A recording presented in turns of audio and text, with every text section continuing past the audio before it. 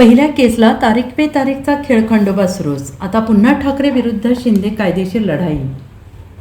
असीम सरोदेंनी सांगितलं फुटीर खासदारांचं भवितव्य.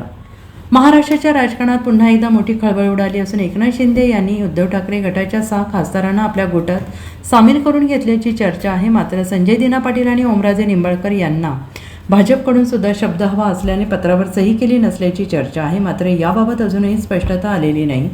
लोकसभा अध्यक्ष ओम बिर्ला यांना भेटून गट स्थापन केल्याचं बोललं जात असलं तरी त्याचा अधिकृत फोटो किंवा पत्र समोर आलेला नाही. त्यामुळे संभ्रमावस्था वाढलेली आहे.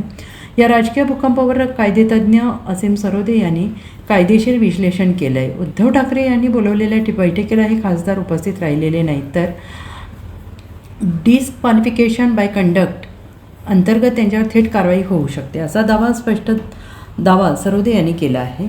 असीम सरोदे यांनी सांगितलं आहे की पक्षप्रमुख म्हणून उद्धव ठाकरे यांना त्यांच्या पक्षातील खासदार आणि आमदारांची बैठक बोलवण्याचा, त्यासाठी पक्षादेश जारी करण्याचा पूर्ण कायदेशीर अधिकार आहे. सरोदे यांनी म्हटलं आहे, उद्धव ठाकरेंनी काढलेला व्हीप हा संविधानाच्या 10व्या परिशिष्टानुसार एक कायदेशीर आदेश आहे. पक्षशिस्त पाळण्यासाठी संबंधित लोकप्रतिनिधींनी या बैठकीला हजर राहणं बंधनकारक असतं.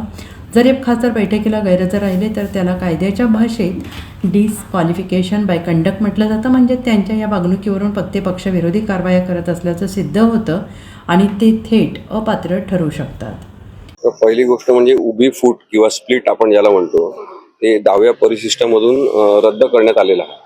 आणि त्याबद्दल सुभाष देसाईंच्या केसमध्ये 2022 मध्ये जो निर्णय दिला सर्वोच्च न्यायालयाने जस्टिस चंद्रचूड यांच्या अध्यक्षतेखाली, त्याच्यामध्ये त्यांनी स्पष्टपणे सांगितलेलं आहे की उभी फूट एखाद्या पक्षात 2/3 लोक बाहेर पडले म्हणून त्या सगळ्यांना अपात्रतेपासून संरक्षण आहे असं होत नाही. पक्षविरोधी काम केलं असेल आणि पक्षाच्या धोरणांच्या विरुद्ध कोणी वागले असतील तर ते अपात्रतेसाठी क्वालिफाय होऊ शकतात, त्यांच्यावर अपात्रतेची कारवाई होऊ शकते. आता दुसरी गोष्ट अशी आहे की अशा पद्धतीने फूट पाडून गट स्थापन करायचा आणि त्याला तडकाफडकी ओम बिर्ला जे स्पीकर आहेत त्यांनी परवानगी द्यायची, हे सुद्धा करणं बेकायदेशीरच आहे. आता मी जे कायदेशीर नाही आणि बेकायदेशीर आहे तेवढंच आपल्याला सांगू शकतो. त्याचे अर्थ काय काढले जाऊ शकतात हे वेगळी गोष्ट आहे, कारण की सध्या कायदा आणि संविधान अस्तित्वातच नसल्याप्रमाणे सगळ्यांची वागणूक आहे.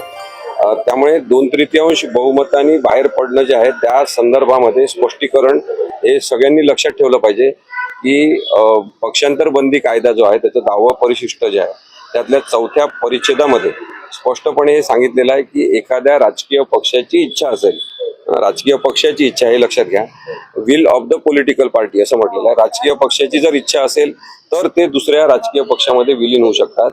त्यासाठी त्यांना 2/3 त्यांच्या खासदारांचा, आमदारांचा पाठिंबा पाहिजे.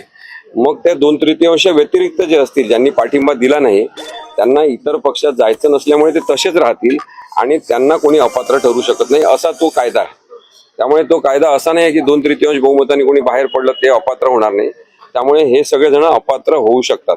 आता हे अपात्र ठरवण्याची जी जबाबदारी आहे ती परत तिथल्या स्पीकरवर आहे आणि ते कशा पद्धतीने काम करतात हे आपण राहुल नार्वेकरांच्या कामकाज पद्धतीतून पाहिलेलं आहे की पक्षप्रेरित पद्धतीने काम करण्याची नवीन पद्धत सुरू झालेली आहे. त्याच्यामध्ये निवडणूक आयोग सुद्धा सहभागी झालेला आहे. त्यामुळे निवडणूक आयोग नंतर ज्यांनी न्यूट्रल राहायचं, अंपायरची भूमिका निभवायची तसे सगळेजण आणि काही सुप्रीम कोर्टातले न्यायाधीश या सगळ्यांच्या मुळे कदाचित एक बेकायदेशीरता प्रस्थापित झालेली आहे. असे राजकीय संदर्भातले निर्णय किंवा त्या प्रकरणांवरचे निर्णय लवकरात लवकर झाले पाहिजे. तारीख पे तारीख देण्याच्या प्रक्रियेतून आपण जी बेकायदेशीरता आणि असंविधानिक नैतिकता प्रस्थापित करतोय त्याचा परिणाम आपल्याला दिसतो की महाराष्ट्रामध्ये परत एकदा आता शिवसेना हा फुटीच्या उंबरठ्यावर आहे. TMC सोबत वेस्ट बेंगॉलमध्ये तेच झालेलं आहे आणि कदाचित पुढे आता पंजाबमध्ये सुद्धा तिथे सुद्धा राजकीय पक्ष अशाच पद्धतीने फोडण्यात येईल. म्हणून मुद्दा हाच आहे की अशी बेकायदेशीरता नेहमी चालणार आहे का?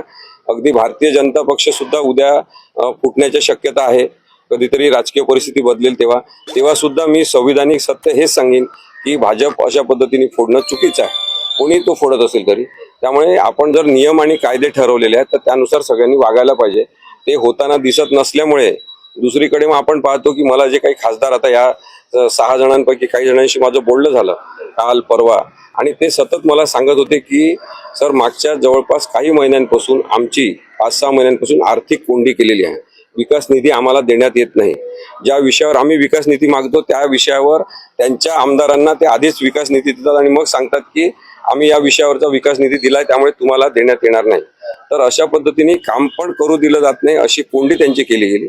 आर्थिक कोंडी आणि इतर प्रकारचं सहकार्य न करणं, याच्यामधून ज्या राजकीय पक्षाची सत्ता आहे त्यांच्यासोबतच तुम्ही राहिलं तर काम होईल, नाही तर होणार नाही. ही जी अरेरावी आणि मगरुरी सुद्धा अस्तित्वात आलेली आहे, त्याच्यातून हे सगळं पक्षफोडीचं प्रकरण आता वाढलेलं आहे असं दिसतं. Bureau report SPN Marathi, Mumbai.